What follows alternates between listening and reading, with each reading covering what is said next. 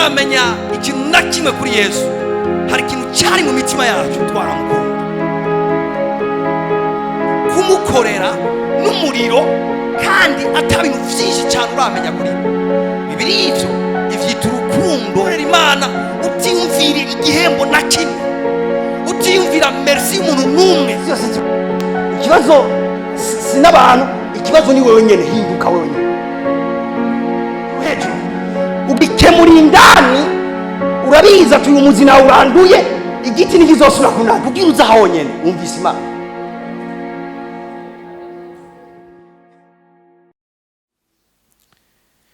Tuduze ibiganza umunota umwe dusenge kugira ngo twakire ijambo ry'Imana.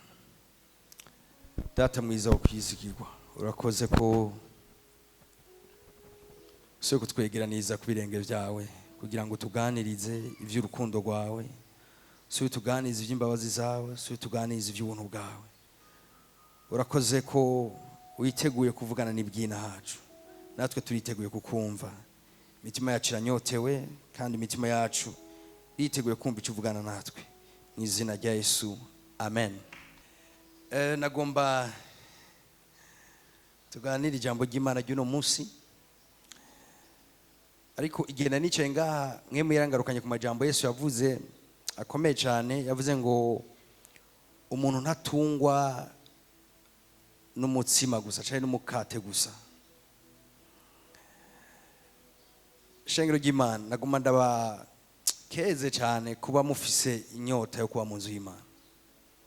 C'est très important. Umuntu wese umva ufise inyota yo gusubira kumva kandi ijambo ry'Imana, yo gusubira kumva kandi kumva icyo Imana iri kukubwira, uri umuhigwe cyane. Yesu yavuze ngo muri ino si umuntu ntashobora gutungwa n'umutsima gusa. Aha bavuga umutsima, ushoboye kwashira ibindi bintu bisanzwe bitunga uno mubiri, ivyo kurya bitandukanye, ibinyobwa bitandukanye, ama exercice physique tugira atandukanye. Mugabo Yesu yavuze ngo umuntu ashobora gutungwa n'ivyo bintu gusa umubiri ukeneye. Kubera iki? Ni kubera umuntu ingene Imana yamuremye n'ikibanza iki citwa isi Imana yadushizemo, irabizi ko umuntu ashobora kubaho ubuzima anezerewe, ashitse, akwiye, ameze neza nk'uko Imana amushaka, juste kubera ko yafunguye, yaruhutse, yagize siporo, yamaze imanza n'ibindi. Ivyo ntibishoboye guhaza umuntu. Umuntu Imana yamukoze ku buryo kimwe mu bifungurwa akeneye kandi gikomeye ni ijambo ry'Imana mu buzima bwiwe ku munsi ku munsi. Amen. Ijambo ry'Imana ni imwe mu mfungurwa umuntu akeneye yo ku munsi ku munsi. Ivyo rero ko umuntu afise umugenzo wo kugenda ku munsi ku munsi asoma ijambo ry'Imana aririmbura ko warabizi. Igituma umuntu adashobora gutungwa n'umutsima gusa cyangwa n'ibintu biboneka vyonyene, ni kubera umuntu Imana ntiyamuhaye umubiri gusa. Imana aramuhaye n'ikindi kintu gikomeye cyane, mbere ari nacyo Imana imudefinisa nkacyo cyitwa impwemu. Impwemu ni ikintu gikomeye cyane. Bibiliya ivuga ngo ijambo ry'Imana ni impwemu n'ubugingo. Mu yandi majambo, igihe umuntu ariko arakira ijambo ry'Imana, burya ntirimusiga uko nyene. Ijambo ry'Imana uriko uraryakira, indani muri wewe ririko riraguhindura, ririko rirakugaburira. Ni nk'umwana agiye kwibere atanguye konka, indani muri we naho utobibonaho mbe gusa ronse gusa, mbwa indani muri we ariko yakira ibintu bizomufasha kwidevelopa neza. Imana ishimwe. Rero ijambo ry'Imana ku mukristo, umwana w'Imana wari wese yavuze ubwa kabiri, ijambo ry'Imana si option, si ikintu yoronka canke ntaronka.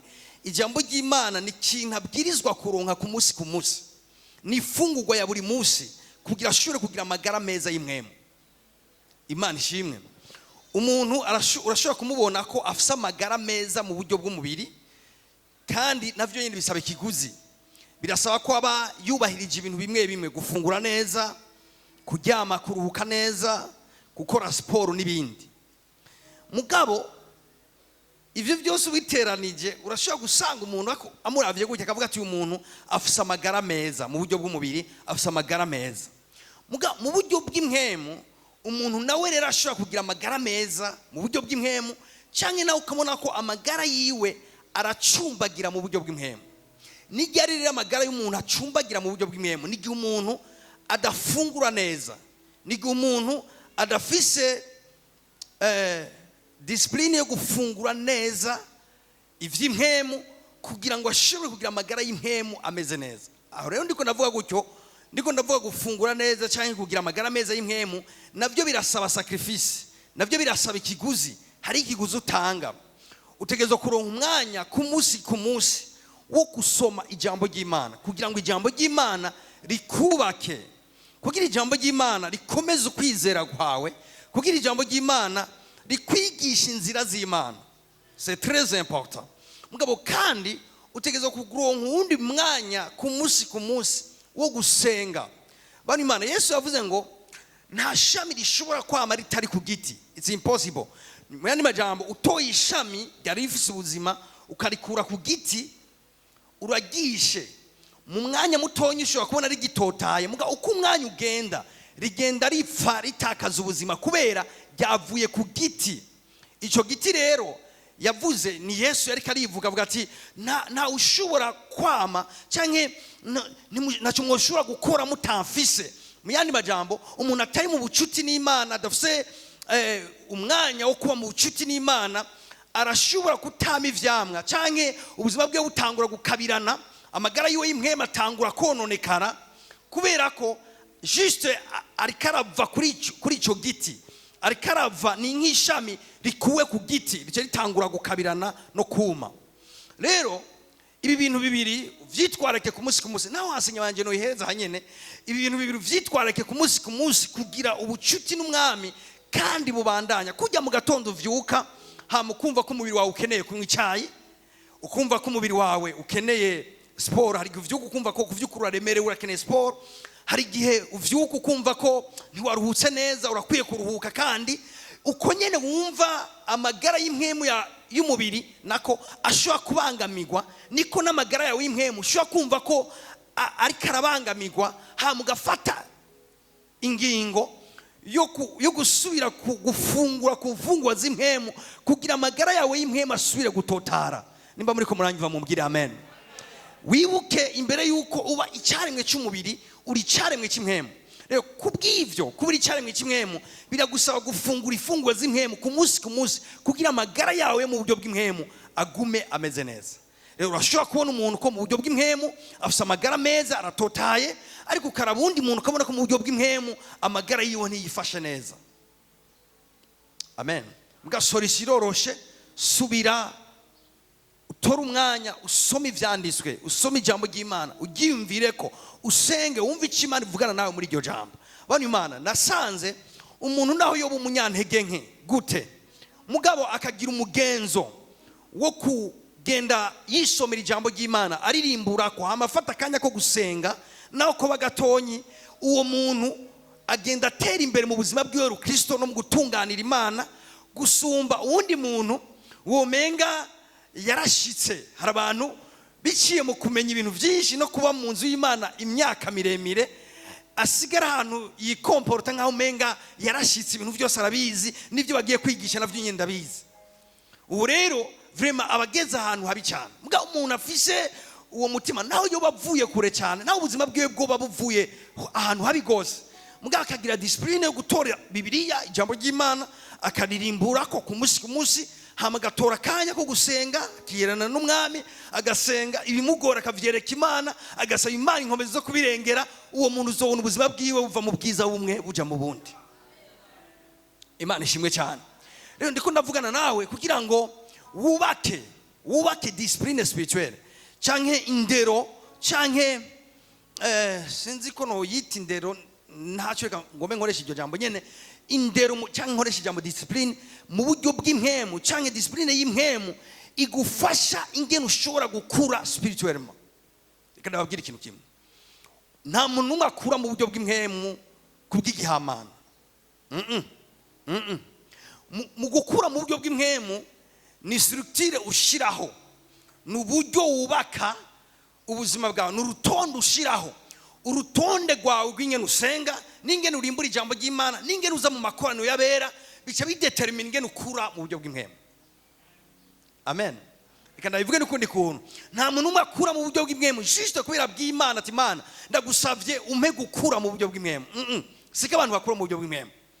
Ingene umuntu akura akabona ko ariko aratera imbere, yahora asenga iminota 3 hamasiga asenga iminota 30, ingene umuntu atera izo ntambuka agakura, sigihamana sininyisha Imana ikorora ivuye mu ijuru.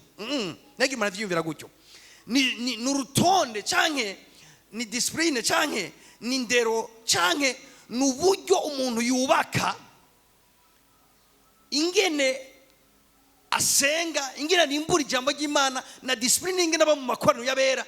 Ibyo bikamufasha gutera imbere mu buryo bw'impwemu, kandi yaraba haciye amezi 3 akabona ko ariko aratera imbere mu buryo bw'impwemu. Imana ishimwe, Imana ishimwe. Ntajye umuntu wayiyoberwa, nta gihamana kirimwo.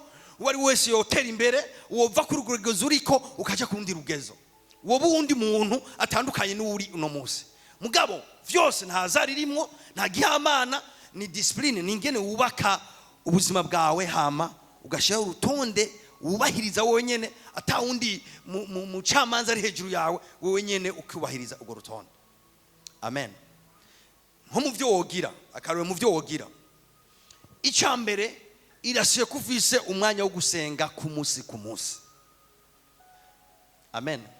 Andi mu mpwemu y'ubuvyeyi no kubahanura, irasiye ko ku munsi ku munsi ndafise icyo no kwita culte personnel, ndafise umwanya wanje wo gusenga. Ukunyene twaje ku munsi w'Imana ntibiherera ngaha ku munsi w'Imana. Uraronka undi mwanya ku wa mbere, ejo aho bukera ukaronka umwanya wo gusenga ukavugana na data. Amen.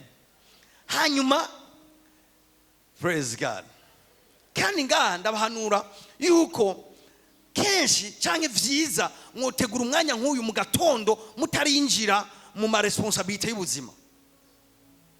Amen. Nimba ari mu gatondo, nimba utangura akazi saa 1:30, rondera umwanya wa 6h uvyuke, ni sacrifice, uronka umwanya wo gusenga uja imbere y'Imana.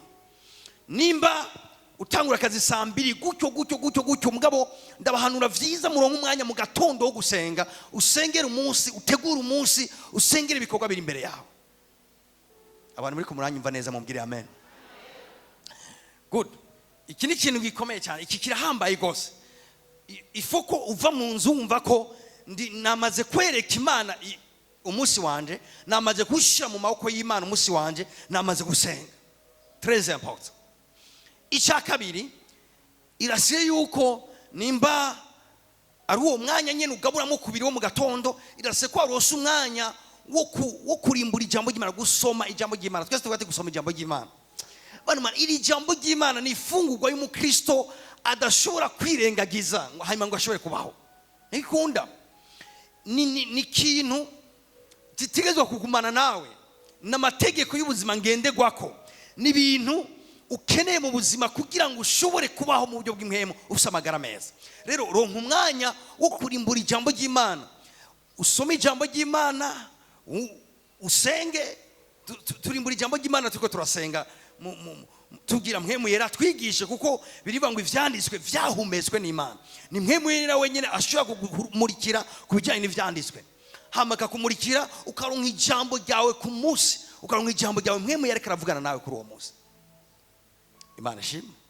Hama ukaca usohoka ufise ibintu bibiri. Icya mbere urafise ijambo ry'Imana, Imana yaguhaye. Icya kabiri wasenze, wishize mu maboko y'Imana, n'ivyo ugiye gukora wabishize mu maboko y'Imana.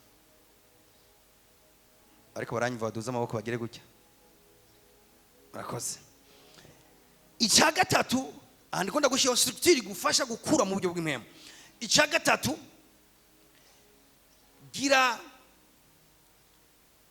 kavuga gutya, gira umuziro canke ziririza gusiba ikoraniro ry'abera. biziririze. Umukristo agira amagara meza. Kimwe mu bintu bikomeye cyane bituma amagara yiwe y'impwemu aguma ari mazima kandi atotahaye, biramusaba ko aguma akorana n'abera. Bibiliya ivuga gutya, ivuga ngo abatewe mu nzu y'Uhoraho bazototarira mu nzu y'Imana. Hari ikintu bita gutotarira mu nzu y'Imana. Kugira umuntu ashobore gutotara mu buryo bw'impwemu bivana n'ahantu atewe. Birafatanye n'ahantu atewe, birafatanye n'uko atewe mu nzu y'Imana. Pawulo nawe yabwiye Abaheburayo, ababwira ngo uko wa munsi wegereza murushirize gukoranira hamwe. Mu yandi majambo, kubera ikavuga ngo uko wa munsi wegereza murushirize gukoranira hamwe, ni kubera biroroshe ko umuntu azima igihe avuye mu bandi. Indwi imwe yonyine iheze utaza mu nzu y'Imana, uzokwiyumvirize spirituellement uba wamaze gukoroka akantu. Amen. Imana ishimwe cyane. Ni nka kujya kurukwi ruri mu ziko, mugabe iziko rimwe izindi nkwi cyangwa amakara. Reka nkoresha amakara kubera mwebwe mukoresha amakara cyane. Amakara ari mu ziko yose ari karaka, ni vyiza guma yaka. Muga utoye ikara rimwe ukarikura mukarishira ha ruhande, uharura iminota riba rizimye. Kubera ikirizima, ni kubera burya naho ryariko riraka, ryariko rirabifashwamwo n'ayandi makara n'ayari karaka. Rero mu nzu y'Imana nituza kwakira gusa ijambo ry'Imana, turaza no guhanahana umuriro mu buryo bw'impwemu. Amen. Hari icyo twita onction duhanahana nk'umubiri wa Kristo. Iyo dukoranye gutya nk'umubiri wa Kristo, hari intege dutegwa, hari undi bushobozi twakira, hari ikintu gishasha nyene twakira. Burya ntuza gutaha uko waje. Mwari kumbwira amen. Ntuza gutaha uko waje. Burya ko washize ngaha watsinze. Je préfère umuntu agira intege nke mwakazigira gumaza mu nzu y'Imana. Kuko mu nzu y'Imana ni nk'umuntu agwaye, mbwa agwara ajya kwa muganga. Umuntu agwara ajya kwa muganga hariho espoir ko azokira. Mumbwira amen. Kubera iyo ngwara yiwe izote bitorega umuti un jour.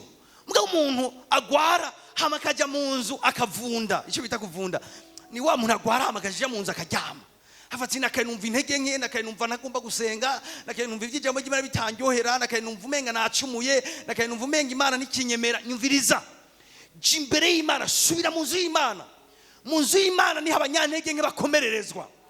Mu nzu y'Imana niho abantu bataye ibyizigiro basubirizwamo ibyizigiro. Mu nzu y'Imana niho Imana isubira kuduhagurutsa. Rero kubwiyomvo ubaka ziririza, nkoresha ijambo rigoye cyane riremereye kugira ngo ndabiremereze nyene. Ziririza ikintu bita gusiba ikoraniro, bigira umuziro, bigira umuziro. Amen. Hari ibintu mu buzima urabona, nk'ubu urabona tuvyuze, hari ibintu tuzi ko imbere yuko dusohoka tubanza kugira. Icyambere turoga, icyo koga muga sindakizi neza. Reka ndakireke kuko ngahari habasanga bitagenda uko ndabivuze. Mbwa minimum ndazi yuko nta muntu ava mu nzu wasohoke ku irembo atambaye. Twaje tumutwara kwa Rojante. Hari ibintu tuzi kandi tuzi. Mvyutse nkagira icyumviro cyo gusohoka hanze cyane gifatanye no kwambara. Biri automatique. Siko bimeze gahembe. Mwebwe muramusohoka uko nyene. Ndagufasha.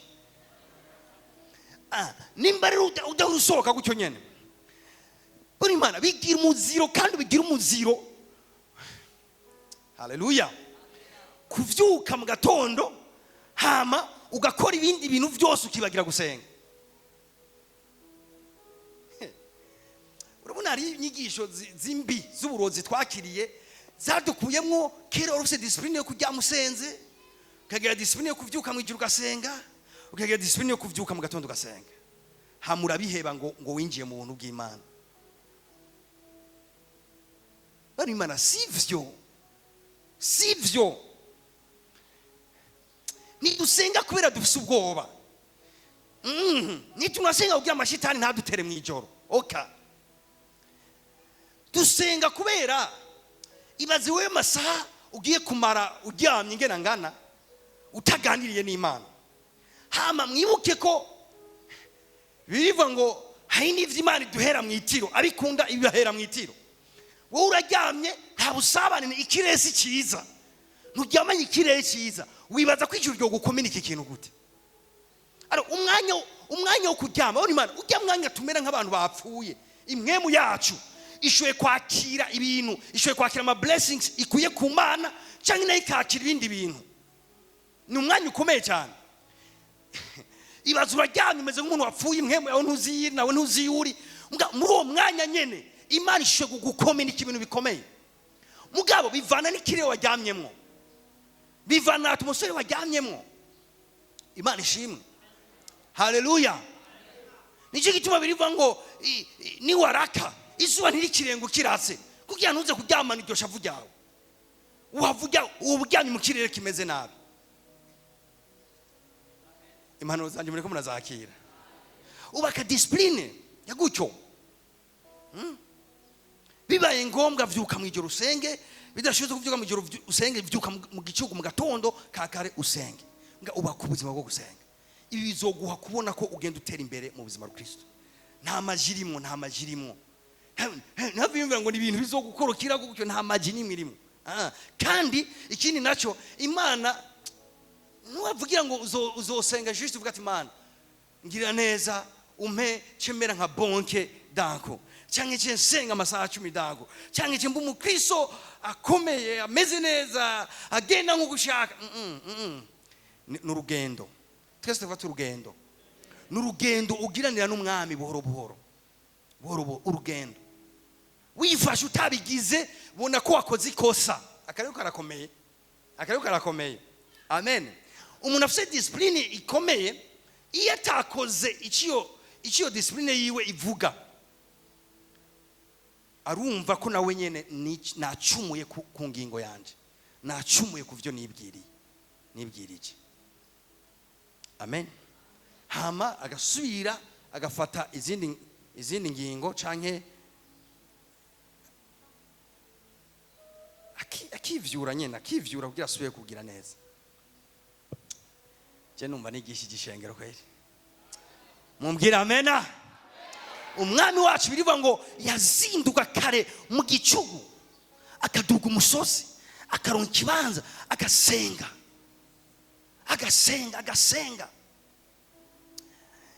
Ndifuza ko mutaba abakristo basenga hari ibibazo, nituba abakristo basenga hari ibibazo. Umukristo wa wundi afite ubuzima bwo gusenga ku munsi bimeze neza bimeze nabi, kumusenga uzosanga uri umukristo ameze neza kandi afite amagara meza mu buryo bw'impemu. Amen. Haleluya. Mu myanya nk'iyo amatwi yawe y'imwema azozibuka, mwemu yasuya kubarire. Mu myanya nk'iyo amaso y'imwema azozibuka, usubira ubone mwemu yakwishurira ibintu. Mu mwanya nk'uwo uzosubira wakire correction ivuye kuri mwemu yera, ivuye mu ijuru. Mwemu yakubwiye ati wewe sishaka kubaho ukuntu, wewe sishaka kuvuga ukuntu, wewe sishaka gukora ukuntu. Muga ivyo bibera hehe? Mu myanya ya intimite yawe n'Imana. Reka mvuge gutya, ntiyagira umuntu numwe yovuga ngo afite akazi kenshi cyangwa ibikorwa bitandukanye byinshi vyotuma taronka ibi bintu ndiko ndavuga.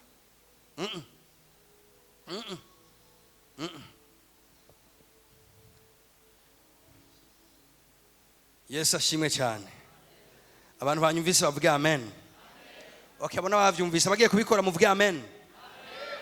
Okay, Mana ishimwe.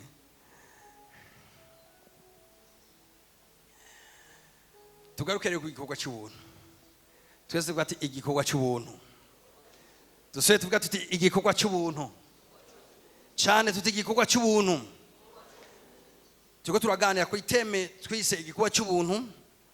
Bani Imana, iyo tuvuga ubuntu bw'Imana muri gikinjana cyacu turimo, biragoye gusigura ubuntu bw'Imana ngo butahurike, kuko turi muri monde y'ibikorwa gose. kandi ibikorwa ni vyiza, kandi ugomba kuba muri kino gihe turimo ubwizwa kuba umuntu akora, ubwizwa no kuba umuntu amerita ibintu kanaka.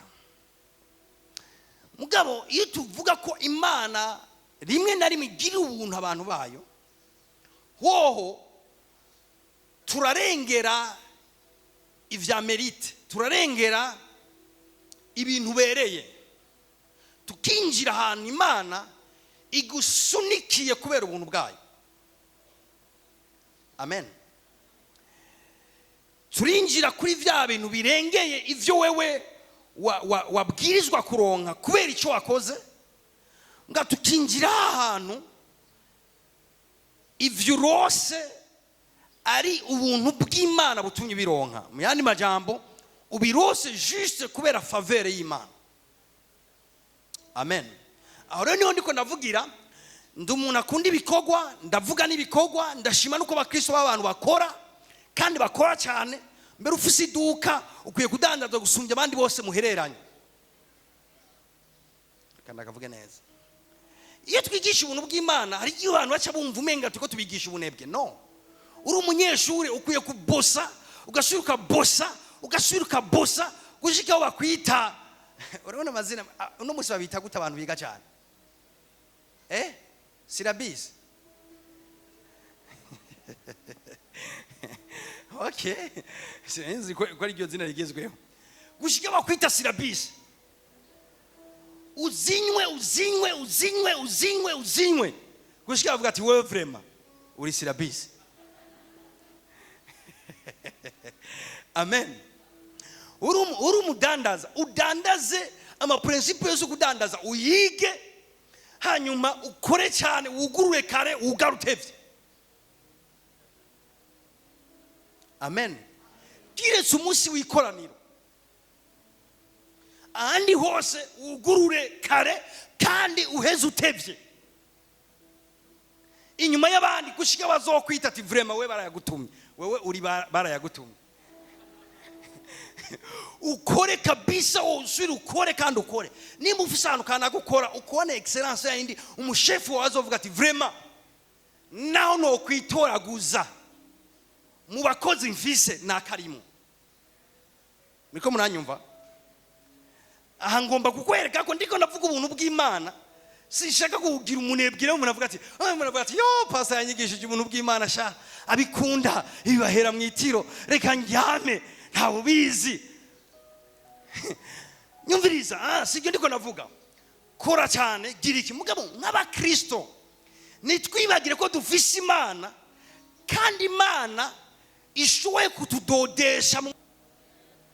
Nitwibagire ko dufise Imana, Imana ishoboye kudesida ivyidu atawugishije inama. Nitwibagire ko dufise Imana, c'est vrai idakunda ibinebwe, muga uwonyene iri kirakora, ishoboye uwonyene ari karakora, ishoboye kumuha ibirenge ivyo yakoze. Narimye nivyo, muga kimwe ibirenge ivyo narimye. Nadandaje nivyo, mugitama ibirenge ivyo nadandaje. Nakoze ivyo nakoze vyose, mugabo ikansunikira hirya y'ivyo na merita mu byo nakoze. Ari muneka aranyumva? Ndiko ndavuga ubuntu muri yo sense. Ndiko ndavuga ubuntu bw'Imana muri yo sense. Rero muri monde turimo, aho ni monde y'ama competition, aho uwarushije abandi niwe ahembwa, uwabikoze neza niwe ashimigwa. Turi muri monde y'ama competition. Ufishe umuvugira niwe yisanga imbere. Turi muri monde imeze gutyo. Mugabano w'Imana, iyo tuvuga ubuntu bw'Imana rero bihinduka kuba ikintu kigoye cyane, kuko tuza hanze injustice nyinshi cyane iba mu bintu bitandukanye. Mbere nuba afise ashoye kuba imbere canke yabaye imbere, mugabo vya bintu nyine ugasanga ntiyabironse. Ndiko ndavuga ubuntu bw'Imana, ndiko ndavuga aho Imana ihitamo kujya hejuru cyangwa gukora ibintu birengeye vya bindi. Reka mvuga ukundi kuntu bitangaza abantu bafata ingingo. Uri muri jiri, abantu baradesida, bakicara bakavuga bati twige ivy'uyu muntu. N'abantu bagomba bafata ingingo kubikwerekeye. Ngiye tuvuze ubuntu bw'Imana, ni za ngingo zifatwa n'abantu bagasiga baribaza ko bazifashe bakomeye mu mutwe cyangwa badakomeye mu mutwe. Nuntu bw'Imana bwabasunitse bisanga bafashe ingingo zikorohereza mga batabishaka mga babitewe n'Imana. Haleluya. Vuga ati ni inkuru yanje yo mu izina rya Yesu.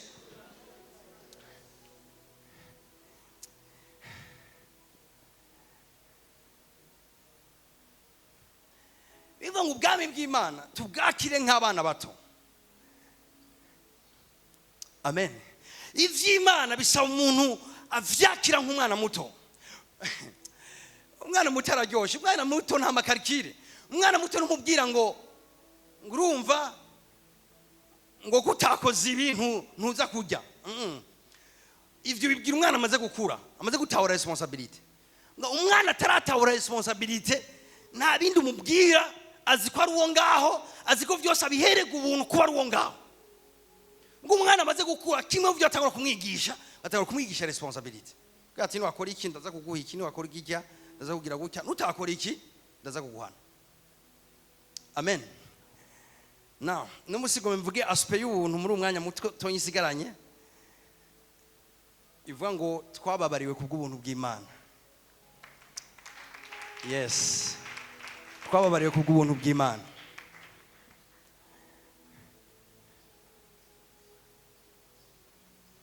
Abantu bizira ko babariwe muvuge amen. Nagwenda babwire rero yuko twababariwe kubw'ubuntu bw'Imana.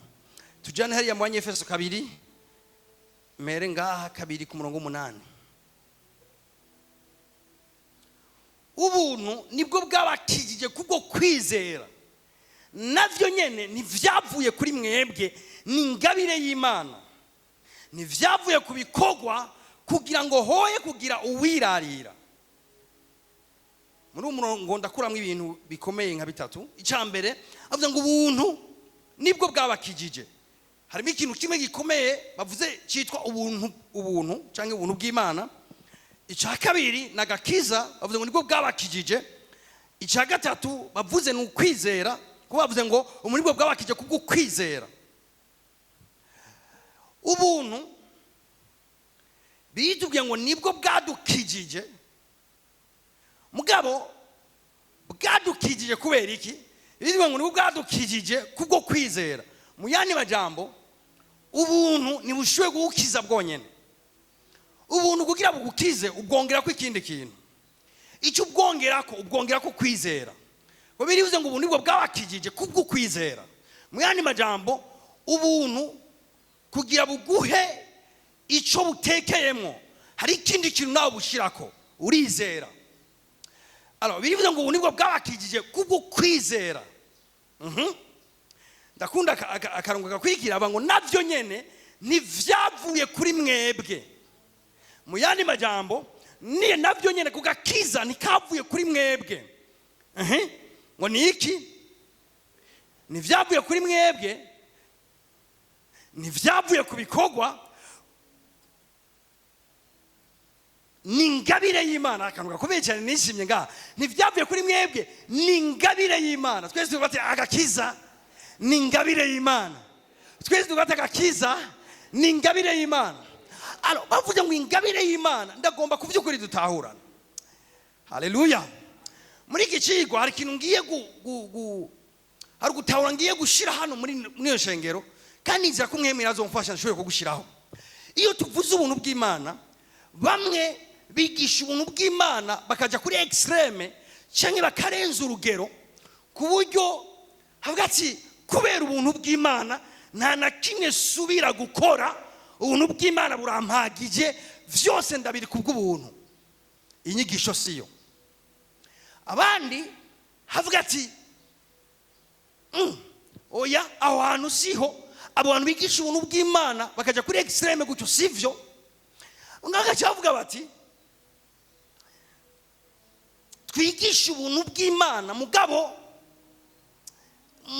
akantu gato cyane, ukumva ko ariko avuga iby'ubuntu bw'Imana ntiyabikuyemo, mwantrete ntiyabishizemo, ukumva ko n'akantu gato gose gato cyane presque kutabamwo, naho umenga ntikarimo gakwa kutabamwo. ngaje usanga n'ubundi abo bantu aba bambere bigishwa ubuntu kuri ntuzeyo hejuru, usanga ubuzima bwabo budatandukanye n'ubw'abapagani, kubera juste ko bizeye ngo ubuntu bw'Imana bwarabinkoreye byose. Usanga bavuga uko bashaka, bagenda uko bashaka, babaye uko bashaka, bariba, barasambana, barabesha, kandi nta nijwi ribagiriza ikibi mu mutima, kuko iryo jwi bararinigishije icyo bita ubuntu bw'Imana mu mitima yabo. Usanga ubuzima bwabo buravye ukabwevariwa ntibutandukanye n'ubw'abapagani. Akose gakiza ku by'ukuri. Mbwa n'abandi nabo ubuntu bw'Imana bakwa kutabuvuga, simvuze ko batabuvuga, burimwo mugabo hakwa kutabamwo, buri hasi gose. Hama nabo bakibakorokera ahantu agakiza gahinduka ibikorwa byabo, nabo bakwa mu mutego waho Imana inyemera kubera ibyo nakoze, ibyo navuze, Imana inkunda kubera ibi na biriya. Hama gace yisanga n'ahandi vyose umenga abigarukanye kuba ari ibikorwa vyiwe bizobimuha, naho n'ahantu habiho kuba, kuko nushoboye gukizwa n'ibikorwa vyango bikunde. Imana ishimwe, praise God. Alors rero hakenewe kinone, hakenewe equilibre, hakenewe gutahura ubuntu bw'Imana no gutahura icyo ubuntu bw'Imana bwaje gukora mu bugingo bwacu. Haleluya. Bivuze ngo ubuntu nibwo bwabakijije, mu yandi majambo ubuntu nibwo bwakugize icuri wowe uno munsi. Amen. Agakiza wakarose kubw'ubuntu bw'Imana n'ibyo umaze guhinduka n'uburyo umaze kuba transforme, ubuntu bw'Imana nibwo bwagutransformye kuba icuri uno munsi. Purudire yuko ubuntu bw'Imana bufite igihande gikomeye cyane mu buzima bwacu mw'ishengero, umuntu wese adakwiye kuyoberwa. Mbwa arabekintu bavuga ngo nibwo bwadukije kubwo kwizera, navyo nyene ntivyavuye kuri mwebwe, mu yandi majambo bitavuye kuri jewe, vyavuye kuri inde. Amen. Vuga ati ntivyavuye kuri jewe, vuga ati ntivyavuye kuri jewe. Bavuga ngo agakiza ufise nikavuye kuri wewe, bavuze ngo nikavuye kuri bisigwa ngo nikavuye ku masengesho yawe, nikavuye ku kwizera kwawe, nikavuye ku kintu na kimwe wewe woba warakoze, nikavuye ku mashikanwa yawe, nikavuye ku twigoro twawe, nikavuye ku bakene wafashije. None ko bitavuye kuri wewe, vyavuye kuri inde. Iyo bica hose birafise aho vyavuye. Amen. Rero no dutangura guha agaciro no kwa pressure gose igikorwa Yesu yakoze, ni vyavuye kuri twebwe, mbwa vyavuye kuri we, mu yandi majambo vyavuye kuri Yesu Kristo. Haleluya. Vuga ati nakijijwe kubwa Yesu Kristo. Aha, ni vyavuye kuri jewe, vyavuye kuri we, mu yandi majambo vyavuye kuri Yesu Kristo. Mugabo naho nyine abashaka kandi kantu ngo ni ingabire y'Imana. Ingabire y'Imana très important kutahura. Igihe cyose bavuze ingabire, bavuze ikintu utaguze. Amen. Kugira uronki telefone watanze amafaranga na gute? Tanga karorero gasanzwe. Yatanze 500,000 kugira nkino telefone. Iyi telefone ayifise, iyi singabire. Iyi singabire. Iyi inye ingana n'ikiguzi yatanze kugira yironke. Amaze kuba mu vy'ikiguzi ntibikibaye ingabire, nikikibaye n'igikorwa cy'ubuntu, kibaye ikintu cyaroswe kubera ikindi cyatanzwe. Abantu beko baranyumva bambwira amen. Mugabo reka dufate ko wewe ayingabiye, yingabiye ndaza kwigusubiza. Ayingabiye kanya gatoya. Jewe ayingabiye ndayifise. Nuyu mupapa nawe nyene arayifise. Mugana aho tuzifise nidufise amashimwe amwe. Uyindani mu mutima wiwe yarose ikintu merita kuko yarakiguze. Mugabo jewe icyo mfise sinakiguze, je naragihawe, ni ingabire y'umuntu kanaka. Imana ishimwe. Aho nyene mumvirize igituma shaka kukwizera kwanyu kudahagarara kubikogwa, kuko vyukura gakiza nigagaze kubikogwa. Amen. Naho mvirize icyo vyica uyindani muri we arafite telefone kandi ariko arayinjoyinga mbwa indani muri we nta shimwe rinini afise ntanezerewe rwose kuko icyo kintu icyo afise kingana n'ikiguzi yatanze. Mbwa jewe nta kiguzi natanze, mbwa afise cya kindi nyene nawe afise, mbwa suko nakirose ku buntu. Hari undi muntu yatanze ikiguzi yitwa Claude hamara yimpa. Amen. Rero hano Imana naho agakiza katavuye kuri twebwe ari ingabire y'Imana, ari ingabire y'ubuntu, nibisigura ko atacyakozwe kugira tukaronke. Hari icyakozwe muga si wagikoze, sinaje nagikoze, ni Yesu yagikoze. Yesu amaze kugikora acyarakiduha tukinezerererwe. Amaze kukiduha ni ingabire y'ubuntu bw'Imana. Aka gakiza yo dufise ni ingabire y'ubuntu bw'Imana. Twese tuvuga ati ni ingabire y'ubuntu bw'Imana. Haleluya. Aro biratahuritse, ibi ndabivuze gutya biratahuritse nga cyane cyane. Rero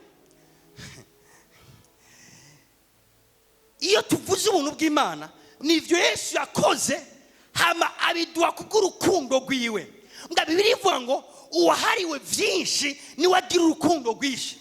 Aho iyo abantu bigishijwe nabi ubuntu bw'Imana, imbabazi bagiriwe n'ibintu bahawe batabereye, ubibonera mu gukora ivyaha.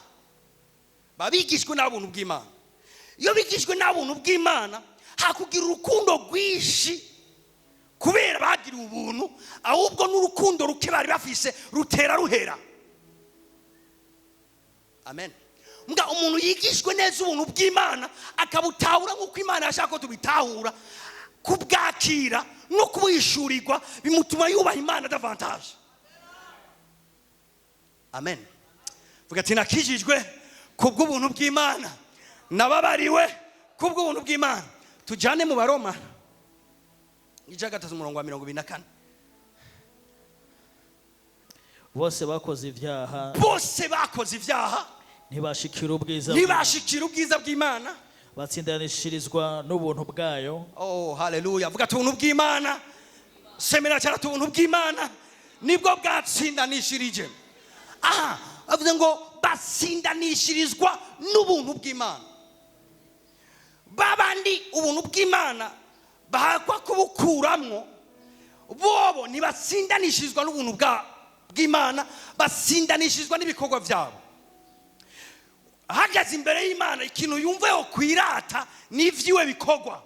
Mbwa uwatsindanishijwe n'ubuntu bw'Imana ahagaze imbere y'Imana ntiyirata ibikorwa vyiwe, yirata ubuntu bw'Imana. Mandaniriza. Batsindanishirizwa n'ubuntu bw'Imana n'ubuntu bwayo, ibibahereye ubusa. Twese tuvuga ati ibiduhereye ubusa. Twese tuvuga ati ibiduhereye ubusa. Twese tuvuga ati ibiduhereye ubusa. Ni jambo ryumvikana. Guherega ubusa ibintu. Mu yandi majambo, imbabazi z'Imana twaziherewe ubusa. Ibi bintu yaduhereye ubusa ni iki? Icyambere, imbabazi z'Imana waziherewe ubusa. Abantu mwatanze impongano, pole sana. Impongano si umugambi w'Imana, si ivyiyumviro vy'Imana. Je narangenda kwirega ahantu, hama nkavuga bacha bambwiye ati rero genda urondera umutamakazi umuvomera indobo 5 z'amazi. Aho rero vyavana na dogre y'ivyaha nakoze, ubunini bwavyo. Undi munsi ngiye nkavuga ati narivye nasambanye, no gusambana birimwo navyo nyene, bagace baduza impongano. Haleluya. Mugabo ramye Paulo avuze ngo ibi bahereye ubusa. Twese tuvuga ubusa. Ubuntu bw'Imana, iyo tutari kuvuga ubuntu bw'Imana ntimugura. Ubuntu bw'Imana ntimugura.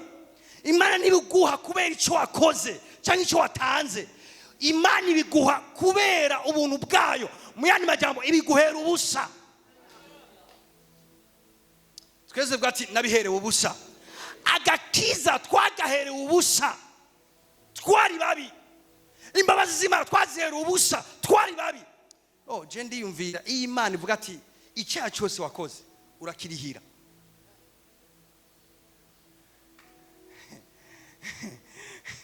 Mugabo uko nyene atakintu ndishe imbabazi zayo zimpera ubusa dako kubera kwizera Yesu Kristo, kubera ubuzima bwanje Yesu Kristo, hamwe na vyaha vyanje bibi vyose bebo tingene vyangana ikimpera ubusa imbabazi zayo. Haleluya. Gusindanishirizwa ikibimpera ubusa. Gusindanishirizwa n'ikintu gikomeye cyane, nukwambikwa izera, nukwemegwa nk'uko Imana yashaka kumera. Muga ivyo nyene ikibimpera ubusa, ibikado ibimpereye ubusa. Oh, praise the Lord. Vuga ati nabihere ubusa. Imana inyemera kwitwa umwana wayo, kuba umwana wo munzu yayo, kubera apaniki kuzinamba ibimpera ubusa, ingira uwera kubw'ubusa. Amen. Ingira icyo yagize cyose muri Kristo Yesu kubw'ubusa. Vuga ati Imana yangize umugororosi kubw'ubusa. Ndagomba kubigisha ubuntu bw'Imana hama tupifote tuje imbere mbwa twanje kumva icyo ubuntu bw'Imana. Bivuga ngo umwe atigeze kumenya icyaha, Imana yamuhinduye icyaha ku bwacu kugira muri we duhinde kugoroka kw'Imana. Nga dukoze iki? Ikintu cyonyine twakoze ni ukwemera kwinjira muri we. Nga ubwo nyene tujya duharugwa ko ivyo we yakoze yahindutse icyaha, ariko twari guhinduka icyaha muri we. Icyo duhindura kugoroka kw'Imana kubw'ubusa, iduhindura bera kubw'ubusa, izoduha no kwinjira mu ijuru kubw'ubusa. Amen. Haleluya. Hamwe navuga ati yo pastor, vyose Imana yabiduhereye ubusa. Ya, vyose Imana yabiduhereye ubusa. Nga imaze kubiduhera ubusa, ico gikorwa cy'ubuntu nyene twahereye ubusa birasaba wewe. Haleluya. Gafate ko yari kado mpaye nk'umuntu ndayihe metre. Gafate ko ndayihe metre ndayimuhereye ubusa. Mugabo kwigumana ntibiza kumusaba ubusa. Hari ibintu herega ubuntu mga kubizigama bigagusaba ikiguzi. Amen. Ivy'agakiza, ivy'ijuru, ivy'ukugororoka, ivy'ukwera vyose twahibihereye ubusa. Nga gushika kumera tuzosanga n'ivyo bintu twahereye ubuntu bisaba ikiguzi. Kumutari ko muranyuva, muriko muranyumva mumubwire amen. Ivy'Imana yaguhereye ubuntu nubizigamisha ubuntu. Ivy'Imana yaguhereye ubuntu hari icyo bishirako kugira ubigumane wongere ubibeneficie. Amen. Icyo rero bishirako nico nzovuga mu misiza, kuko birivuga ngo ukwizera kutagira ibikorwa kuba gupfuye. Ukwizera waguhereye ubuntu mga utagushizeko ibikorwa kurapfa. Amen. Ivyo wahereye ubuntu hari ibindi bintu vyongerako, kuko utavyongeyeko birapfa.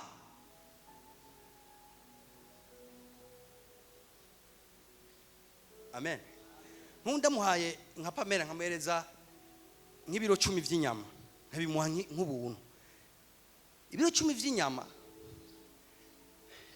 ndabimuhaye ku buntu nivyo, mugabo kugira ngo abimara n'indwi bimusaba ubwenge no kubirinda no kubizigama kugira ngo azobimara n'indwi bigikomeye, sino bizomuborana. Amen. Hari abantu bahawe ibintu babiherega ubuntu mbwa ntibamenya ko ivyo baherewe ubuntu bizigamwa n'ikindi kintu. Hari ivyo dushirako tukazigama ivy'Imana duhereye ubuntu. Haleluya. Kuba ari abatazoja mu ijuru suko Imana itari bahaye, nuko batazigamye ico bahawe. Imana ishimwe cyane. Kuba ariho reka navase vuga ati nakijijwe kubw'ubuntu bw'Imana. Soma kandi ati nakijijwe kubw'ubuntu bw'Imana. Semera cyane ati nakijijwe kubw'ubuntu bw'Imana. Mpereza Yohana 31. Era ku murongo wa mbere. Yohana 8 umurongo wa mbere. Era ku murongo wa mbere. Yesu aje ku musozi Elayono. Ndashaka kunyumviriza hano hantu kabisa. Ndashaka kunyumviriza. Mu gaturuturu asubira mu rusengero. Ego. Abantu bose baza hari aricara arabigisha. Ego. Abanyabwenge b'ivyanditswe bo n'abafarisayo bamuzanira umugore afashwe asambana. Bamushira hagati baramubwira bati mwigisha uyu mugore bamuturumbukiyeko ariko arasambana. Kandi Mose mu vyagezwe yatugeze kwicisha amabuye bene abo. None weho uvuga iki? Ariko ivyo babivuga ari ukumugeza ngo bamukureko urwitwazo rwo kumurega. Ariko Yesu arunama yandikisha urutoki hasi. Maze bakobeje kumubaza arunamuka arababwira tutagira icaha muri mwebwe nabe ari wabanza kumutera ibuye. Asubira kunama yandika hasi. Nabo bavyumvise basohoka isorosoro uhereye kukuze ugashika ku muto. Yesu asigara wenyene, bene wa mugore yarahagaze hagati. Yesu yunamutse aramubaza ati yewe mugore, bamwe bakureze bari hehe? Bamwe bakurega bari he? Nta numwe aguciriye urubanza? Nawe ati nta numwe mugenzi. Yesu aramubwira ati nanje singucira urubanza. Niwigire guhera ubu ntuzusubire gukora icaha. Iki gisomwa nagikunze cyane. Now, iyi histoire murazi ingene yagenze. Habaye iki? Abanyabwenge b'ivyanditswe n'abafarisayo, aba ni bari abantu basanzwe, bari abantu basoma ivyagezwe, bavyigisha, banabihagarariye mu gisagara no mu masinagogi. Hama danku bacha bagwa ku muntu ariko arasambana. Gusambana cyamye ari icyaha kibi cyane. Uhereye mu isezerano rya kera Mose yari yatanze ivyagezwe bivuye ku Mana bivuga ngo umuntu afashwa asambana yicishwa amabuye. Hama batumbuka kuri uwo muntu baramufata baramuzana bamushikiriza Yesu. Hama bashitsaho Yesu ari bacha bavuga ati Yesu mu vyanditswe mu vyagezwe vya Mose handitswemo yuko umuntu yafatwa asambana azoca yicishwa amabuye. None wewe ubivuga kwiki? Uko twamufasha asambana kuri wewe tumwicisha amabuye canke tumureke? Ngabiri vuga ngo bariko baramugeza. Kubera iki bariko baramugeza? Ni kubera Mose bari bazi neza ko yavuye ku Mana. Nga Yesu baraduta ko yavuye ku Mana. Mubavuga ati niyo Yesu aza guhuza na Mose turaza kameme kumera nk'uwebe nk'abemera. Mga natahuza nawe biraza gutwemeza neza yuko kuvyukuri uyu mugabo atavuye ku Mana. Okay. Bacha bamushikana imbere Yesu bati uyu muntu tumwicisha amabuye nk'uko Mose yavuze cyane. Ndakunda Yesu. Haleluya.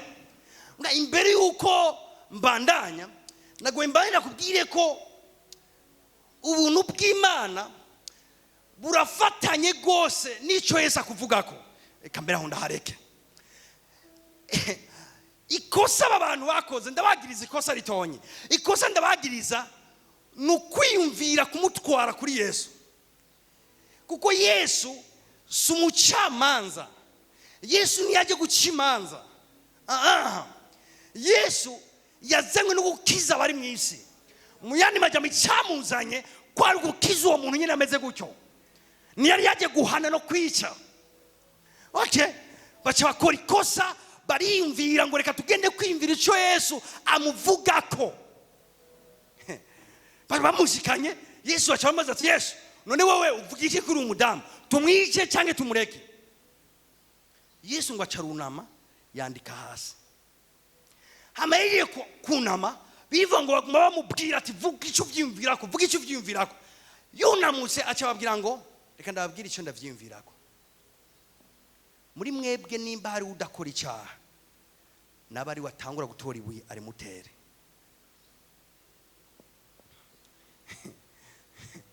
haleluya haleluya. Vyumvikana ngo abafarisayo bobo bari bubakiye ku bikorwa vyabo, muga nabo bari bubakiye ku bikorwa bishinzwe n'ivyagezwe, naho nyene ntibera. Kuko iyo bari bera bari gushobora gutena imbere y'uwo mugore bakavuga ati ngome ndakwishe gendera. Muga Yesu acababwira ngo muri mwebwe umuntu adakora icyaha, andakosoye akantu bavanga umuntu adasambana. Ntiyavuze ngo umuntu adasambana, yavuze umuntu adakora icyaha. Amen. Ati namutera ibuye. Okay, Bibiliya ivuga ngo bose baca bariyonjorora kamwe kamwe, kandi nguhereye kuri mukuru ugashitsa kuri muto. Kubera iki? Yesu amaze kubabwira iryo jambo ryacitse nk'iciro imbere yabo, bisanga nabo n'abanyavyaha. Ama bisanze n'abanyavyaha, mukuru muca mwumva ko niwe yaramaze gukora byinshi gusumba mutonyi. Mukuru yararimwo w'imvi arabanza ari dobora wariruka. Uko imyaka ikurikirana biva ngo baragenda gushika kuwa mbere mutonyi bose barahunga. Kubera iki? Kubera ijambo rimwe gusa Yesu ababwira ngo niba muri mwebwe hari umuntu adakora icyaha aba ari wa mubanzi buye. Haleluya, Imana ishimwe cyane. Bano Imana nagomba ndababwire ko akagakiza ukubakiye ku bikorwa byawe ntuzoparvena. Amen. Agagakiza ni kubakirwa ku bikorwa byawe, agagakiza kubakirwa ku bikorwa Yesu yakoze. Mbwa ndaze ubwira ivyo we ukora icyo bisigura. Amen. Agakiza ni kubakirwa ku bikorwa byawe, mbwa agakiza karafise ibikorwa byako. Mu yandi majambo, umuntu avuze ngo ndakijijwe narakira agakiza, hariho ivyamwa bifatanye n'agakiza, kandi ibyo vyamwa nivyo vyerekana ko agakiza kari muri we. Ngagakiza rero si ivyo vyamwa. Praise God. Hallelujah. Imana ishimwe cyane. Igiti cy'ivoka, tuvuze ngo iki ni igiti cy'ivoka, kirashobora kwama amavoka, sivyo gahemwe? Igiti cy'ivoka cyama amavoka. Mugabo amavoka si cyo giti, amavoka ni vyamwa vy'igiti cy'ivoka. Haleluya. Muga igiti cy'ivoka kivuze ngo ni voka, hama kikama imicungwe, twoje tukibyatireka kubesha wewe uri voka, wewe uri umucungwe wiyita voka. Ngiri amen. Haleluya. Alors, Yesu shababwira ati nimba muri mwebwe hari umuntu adakora icyaha natera ibuye no muntu. Bose baca bariyonjorora umwe baragenda. Yesu cyayiro truva asigaranye na wa mugore. Ikintu cyanangaje muri no nkuru, uyu mugore yo ntiyagiye, yagumye ngaho, abamwagiriza bo bagiye. Mugabo we aravuga ati nabanyagiriza bagiye, uwo kunkiza we wari ngaha. Erega nibari bambesheye, erega si montage, nari narikoze ndi umunyavyaha kandi ndi mbere umukiza, nabanyagirije bagiye, uwunkiza we turi kumwe ngaha, sishobora kuva imbere yiwe. Haleluya. Bani Imana agenda kubwira ikintu kimwe, ikintu cyonyene cyo dukiza amabuye iyo si dutera, iyo dushinga nayo ko dukijijwe n'ubuntu bw'Imana bwonyene. Ibaze bose batoye amabuye avuga ati tugira tumwice. Nga Yesu urukundo rwiwe, imbabazi z'ubuntu bwiwe nibwo bwonyene bwari bushoboye kumukiza abo bantu. Hari gihe dushingira n'abantu ngo twarakijijwe, umuntu akaja kuraba ngo wewe ngaho ubuntu bw'Imana bwonyene gutahura agakiza n'ingabire yo kwizera wakiriye wizera Yesu Kristo, nivyo byonyene bizogukiza amabuye isi dutera idushinja ibinabiriye. Vuga ati narakijijwe kubw'ubuntu bw'Imana. Aha. Na bose barayonjora kumwe aragenda. Yesu wa mugore yigumira ngaho. Yesu cyamaze ati ko wagumye ngaho kubera uri ngaho kubera kega bamwe bakwagiriza bari he? Ati bagiye, none we kubera kutaciye ugenda, ko ari bo bakuzanye kandi bari baje kukwagiriza kubera ko utaciye ugenda. wa mugore yigumira ngaho je hari ikintu ndindiriye. Yesu acaramubwira ngo ko atagucira urubanza muri bajya abantu, na jewe sindagucira urubanza, ni wigire. Ndakubwira Yesu nagucira urubanza. Yesu nagucira urubanza. Yesu nagucira urubanza. Yesu aragukunda nagucira urubanza. Yesu si umucamanza. Yesu ni umukiza w'abantu. Nushoboye kumucamanza amen mtamukiza. Amen. Umucamanza ni itegeko no guhana. Nga Yesu niyaje gucimanza. Yesu yaje gukiza bari mwisi. Havuga ati jewe sindabacira urubanza, sindagucira urubanza. Nga je naje kugukiza wewe. Mwana gucira urubanza, naje kugukiza wewe. Ati none nkora iki? Ashimubwira ati ikintu gitangaje no yavuga ngo sindagucira urubanza ni wigire. Ikibabaje rero abantu benshi batahura ubuntu bw'Imana babutahurira kuri ibi bintu bibiri mvuze. Hari umuntu avuga ati kubera comprehension ubuntu bw'Imana nta rubanza ni wigire.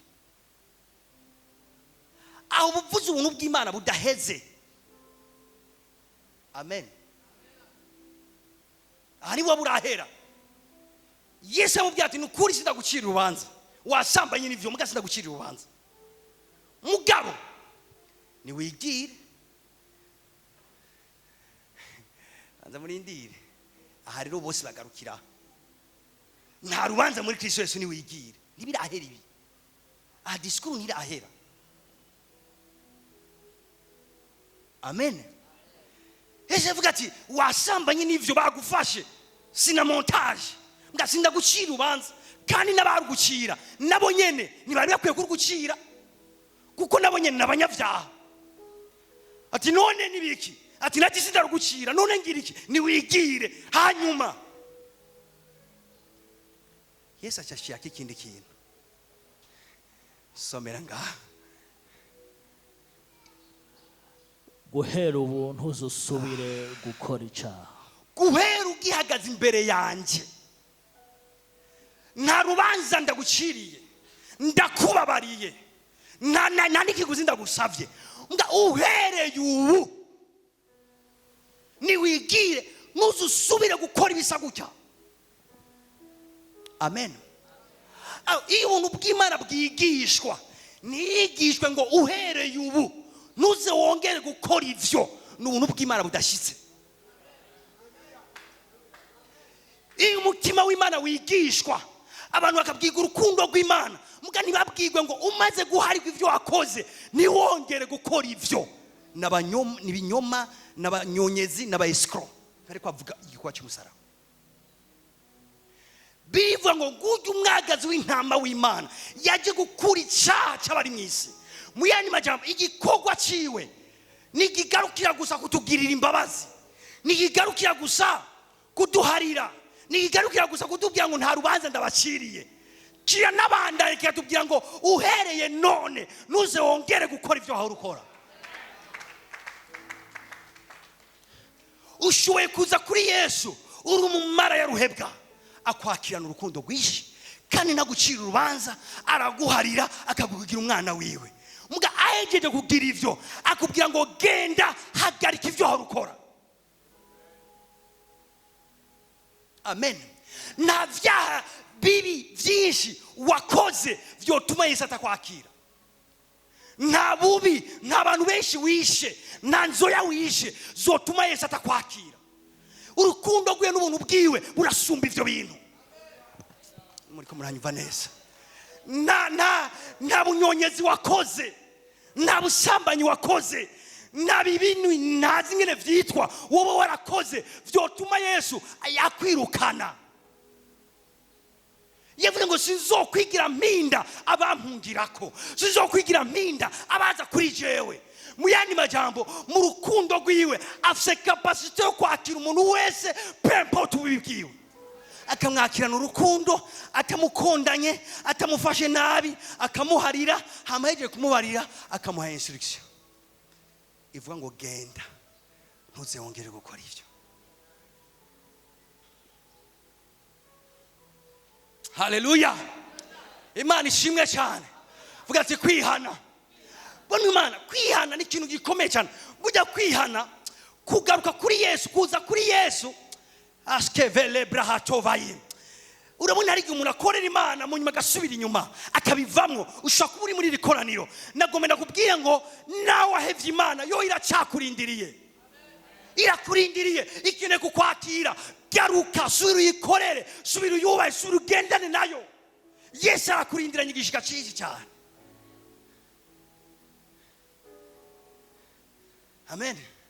Iyo tuvuga ubuntu bw'Imana, tuvuga umutima w'Imana, nivyo mugabo kandi umutima w'Imana utekemo ibintu bibiri. Erega Imana, abantu Imana niyo kwankuraje mu cyaha, kuko Imana irazi icyaha.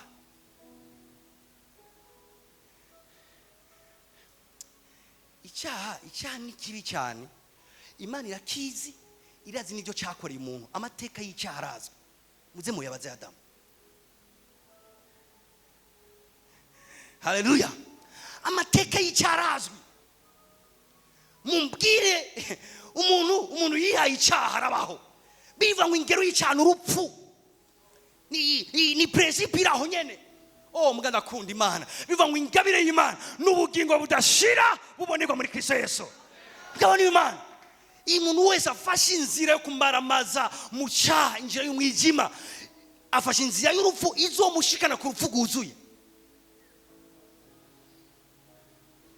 Mugabo ingabire y'Imana n'ubugingo budashira bubonerwa muri Kristo Yesu. Nyigangiriza mugeza mu byati Yesu aragukunda. Uko nyene umeze, uko nyene umeze, uko nyene usa, usenga udasenga, wasenze utasenze, Yesu aragukunda. Mugabo kandi mu kukwereka urukundo rwiwe araguharira. Mwakubwira cugenda usenge, cugenda unyubahe, cugenda unkorere, cugenda umbere umwana mwiza.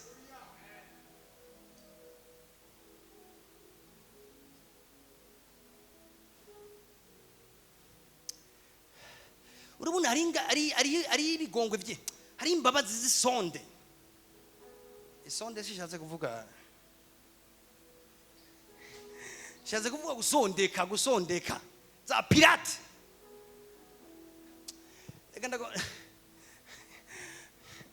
Reka mufashe gatonyi ahantu ngomece gatonyi cyo tugaruka. Haleluya. Somera Luka 15 uri ku murongo wa 11. Kandi arababwira ati habaye umuntu yari afise abahungu babiri. Iyi nkuru yarandyoheye kandi nubira cyandyohera. Mugabo ari akantu mwemererwa kunyigishamo kuyu mwana. Umuhererezi abwira se ati data, mpa umugabane w'ibintu notwaye abagaburira itunga ryiwe. Iminsi mike ishize umuhererezi akoranya ibintu byiwe byose aragenda aja mu kindi gihugu ca kure. Ashitseyo yayisha ibintu byiwe ubuhumbu. Abimaze byose ikigoyi gikomeye gitera muri ico gihugu. Atangura gufutana. Aragenda ashumba ku muntu wo muri ico gihugu, amurongika ku gasozi kiwe kuragira ingurube. Yifuza guhazwa n'ibishishwa ingurube zarya, ntihagira umunotsa. Yisubiyemwo aribwira atabacangero ba data bangana kuriya, kandi bahazwa n'ivyo kurya bakabisigaza. Nanje jeho inzara irikiranyicira hano.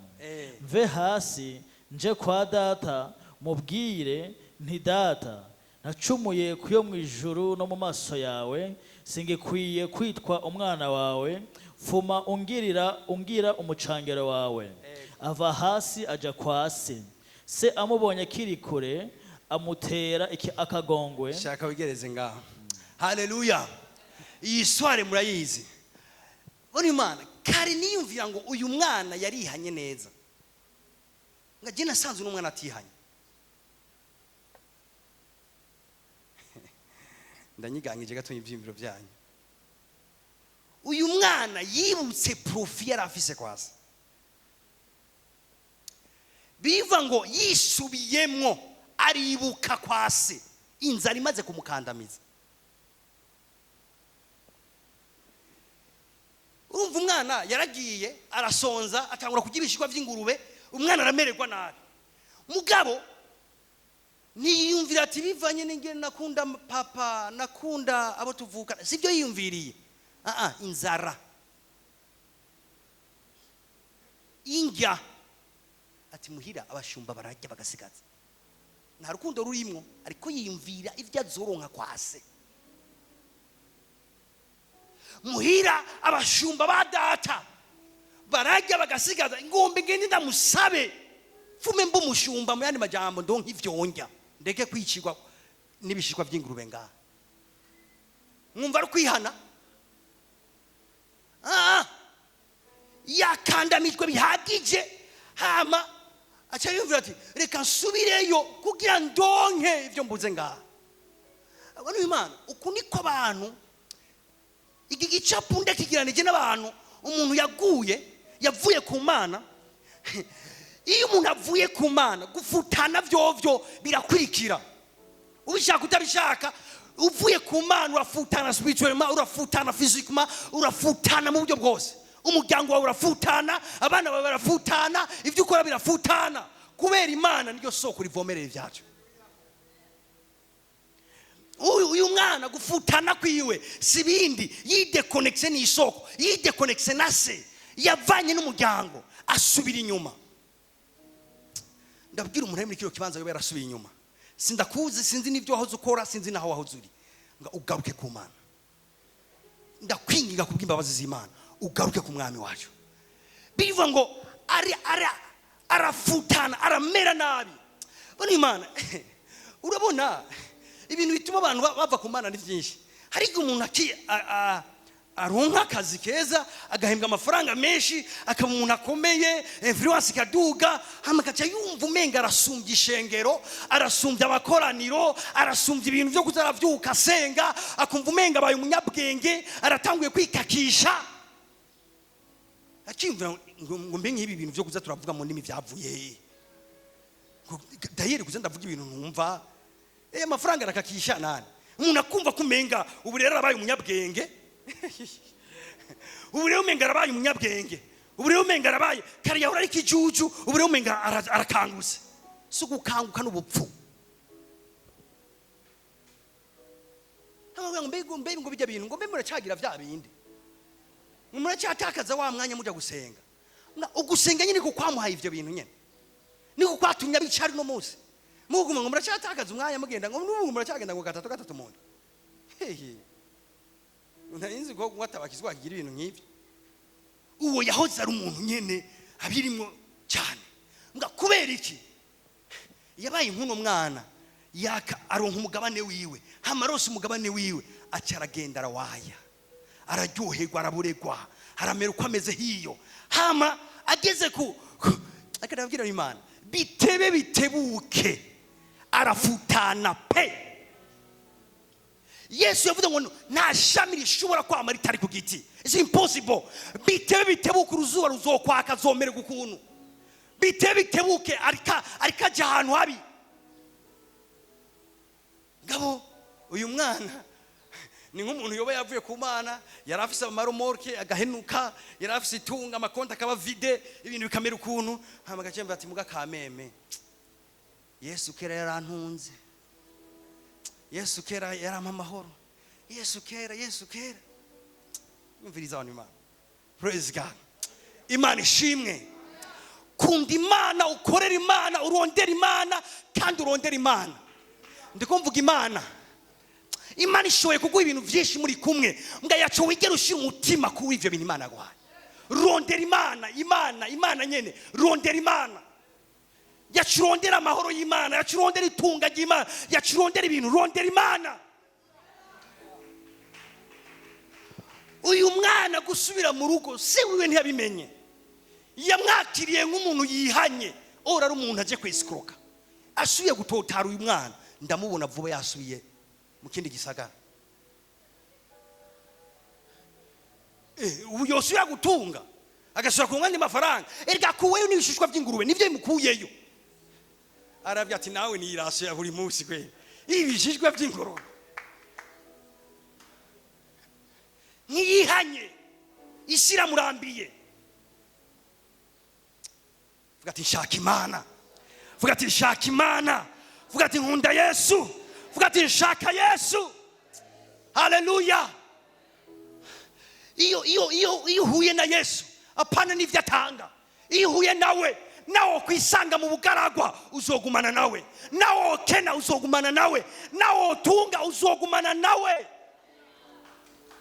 Wahuye n'ivyo atanga, umunsi vyagiye uzomuheba cyangwa umunsi vyabaye vyinshi umuhebe. Wahuye nawe uzofise urukundo ruri vrai, urukundo ruri vrai, urukundo rudahangitse. Haleluya. Vuga ati ndakunda Yesu. Haleluya.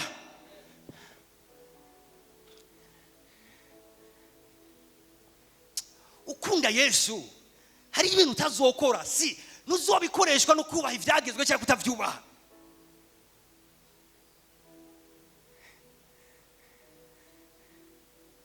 Amen. Haleluya. Haleluya. Hari ibintu utazokora juste kubera urukundo umukunda. Ndababaze umuntu mukundana cyane, abantu mwicenye n'abantu mukundana cyane, cyangwa naho basi mufite abantu mukunda cyane, mukumushimira kubera mukundana, ukora imubabaza, ukora imushavuza. Umuntu yama kugirira neza igihe cyose, mukumushimira ukora imubabaza, ukora ivyo yakubujije. Ni gute abantu bokumva ubuntu bw'Imana mu gukora ivy'Imana itagomba? Barazi ivy'itagomba, erega Imana ntiyahindutse. Imana iranka icyaha, yamye icyaha, no musira cyaha izokwama icyaha. Uvuze ngo ndayikunda, ngo yangiriye neza, ngo yanyigize mu buntu bwayo, hama Yesu yavuze ngo hariwe byinshi, agira urukundo rwinshi. Umuntu atawura ibintu nk'ivyo yakorewe, akunda Imana gose, akayikorera cyane, akayubaha gose. N'umuntu wenyene yigishije ubuntu bw'Imana kutariko, aca yifata kutariko. Vuga ati narahariwe, vuga ati narahariwe, vuga ati narahariwe, vuga ati narahariwe. Reka ndagatsimbataze muri 20 gusa ngo mbesome amace twitahira. Oh, haleluya. Njana muri Mika ndwi. Mika 7:8. Ewe mwasi wanje, ntaco unyitamba hejuru. Vuga ati wa mwasi wanje we, yacu unyitamba hejuru. Cisha ijambo ry'Imana mu kanwa kawe. Vuga ati wa mwasi wanje we, yacu unyitamba hejuru. Vuga ati Satani, yacu unyitamba hejuru. Wa mwasi wanje we, yacu unyitamba hejuru. Aha. Ninatemba nzovyuka. Igituma udakwiye kunyitamba hejuru, naho notemba nzovyuka. Ante karabaye. Nitwakijijwe ngo nidutembe, mbwa twakijijwe kandi turizera ko naho twotemba ukuboko kutuvyura gufise inkomezi gusumvya ukuboko kwadutembeje hasi. Vuga ati naho notemba nzovyuka. Ikibabaje n'umuntu atemba gaherayo, ikibabaje n'umuntu atemba gaca ryamayo.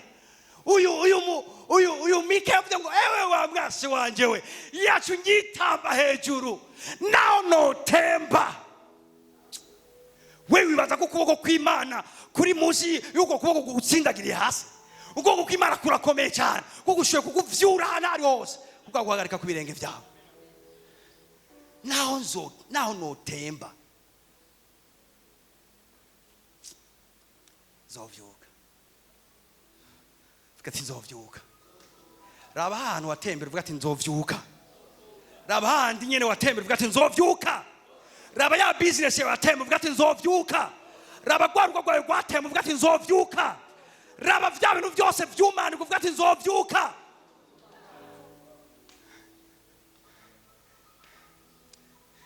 Ndababajwe n'umuntu aryohewe ngo waratembye. agiye kumaramara. Ndababajwe n'umuntu aryohewe ngo aratemvye, agiye kubona ibyo atipfuje, kubera ukuboko kw'Imana kuzokuvyura mu izina rya Yesu. Abakristo, ibi nivyo vyizigiro vyacu. Igihe dusumbije abapagani, igihe tugendana nk'ivyizigiro, pempoti vyoba naho notsitara zovyuka. Mbwa nzovyukwa niki? No kuboko kw'Imana. Birivuze ngo nawe ninicara mu mwiza uhoraho azombera umuco. Abana b'Imana banezere muvuge amen. Naho no kwicara mu mwijima uhoraho muri uwo mwijima nyene azomurikira. Satani ubujuju bwiwe je nama ndabuvuga nuko atazi umutima w'Imana yacu, nuko atazi ko Yesu atari kigabo gifashe inkoni kirindiye ko abana bacu batembama ikivuga ati urabona kuva wigiriye ivyo ngenda guhane. Gati Imana si umuntu, umwana wanje nkunda nise Imana si umuntu. Yambere inspiration. Aba umuntu agakubwira ati wowe urabona ibintu maze kungirira icura kangahe, ati usubiriye rekunda mwihoze ko mpava ndamuza ko umwanya mbwa n'uwundi agutsindagira akagutsindagira bifashijwe muri Satani, bagashira ingufu hamwe bagatsindagira hama bakagera ahantu bakaryoherwa bagahamagarana ati hewe twabishoboye twakagwishije kajyamye. Ewe wa mwasi wanjewe nacu nyitamba hejuru ninatemba nzovyuka. Azi ivyo yakoresheje ngo agutemvye, mbwa ntazi strategy umwami nawe ariko arakoresha kugira kuvyure. Imana yagukunda. Reka nababwire abantu, erega Imana nimwibaze ngo iturindiriye kuri arive mu ijuru ivuga ati ndabivyana bidashika neza ndabiturire. Oyaye iri kumwe natwe muri urugendo tuzima yasa ducika intege isubizamwe intege. Iradushaka kuri arive, iradushaka twashitse. Mumbwire amena. Nugira igicapo kibi c'Imana. Umugabo yambabaje muri Bibiliya afise igicapo kibi c'Imana. Yesu yaciye umugani w'abantu yahaye itaranto. Umwe mu zitanu undi zitatu undi imwe. Uwazi itatu n'uwazibiri n'uwazitanu bose baradandaza, bose barunguka, bose bamuzana inyungu. Uwimwe acaratora irya taranto yiwe, acaragenda arayibika ahantu ayinyegezaho, acararindira agaruke. Arindiye agaruke ashitse ashamubwira ati gituma ntadandaje naye ndakuzura umuntu mubi, wegeranye ivyo utazanzaje. Aturi umuntu w'inkazi wewe kwegera ivyo utazanzaje akamwita umusuma ofete ti wewe naragutinye. Igituma utadandaje ni ivyimvyo wari umfiseko, si kibazo c'ivyo naguhaye, warunzi nabi. Hari abantu rero bazi nabi Imana, abantu bazi nabi Yesu, menga n'urugabo rubarindiriye rw'inkazi. Bavuga ati iki cyana cyonanirwa n'ugishishura.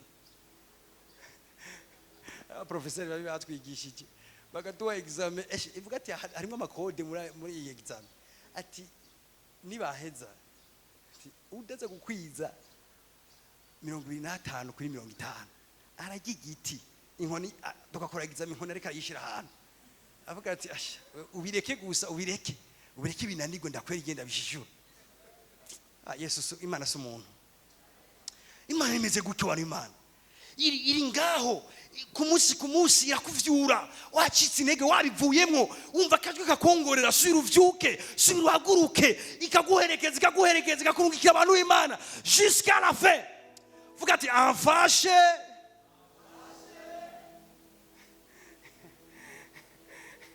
Nagomba kurimba sibyo ndirimbye. Muga ntacu nta kibazo kizwe mwavyumvise. Amfashe ukuboko gushika kumbera y'umuhamagaro wanje. Je sinzogwa vraiment. Oya nawe wari kuvuga ati naje sinzogwa.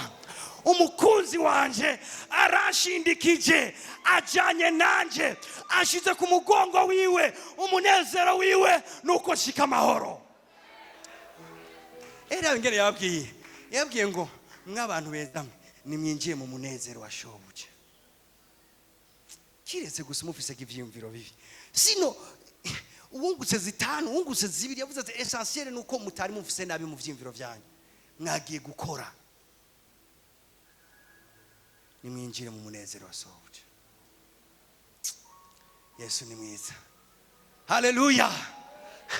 Ewe wa mwasi wanje we, nacu nyitamba hejuru, ninatemba nzovyuka. Dawidi yatembye kenshi, mbwa nicamubujije kuba umuntu Imana yishimira, nicamubujije kubakira ingoro uhoraho, nicamubujije kwegeraniriza amashikanwa zo kubaka ingoro y'uhoraho, nicamubujije kuba umuntu Imana ivuga ngo uyu muntu afite umutima uhwanye n'uwanje. Mbwa yatembye kenshi. Sauli yabaye umuntu mubi gose, yica abantu b'Imana, mbwa nicabujije Imana kumugimo wa apotre akomeye ubuntu bw'Imana. Ndakubwira ngo amakosa yawe ntazobuza Imana kugutwara irika kujyana, izo gukosora, igukosore, ikwigishe itebe gushikana ku mpera y'umuhamagaro wawe. Zozunguruka mwijuru. Abantu bazi ko bazoja mwijuru muvuga amena. Iyo tuzozunguruka mwijuru, amen. Iyo haleluya. Tubonye Mose, amen. Haleluya. Haleluya. Tuzotamba mwijuru, haleluya, amen. Iyo haleluya, amen. Tuzosimba mwijuru, amen. Haleluya. Haleluya, amen. Iyo haleluya, amen. Haleluya.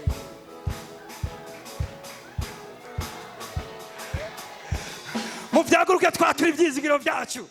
Haleluya.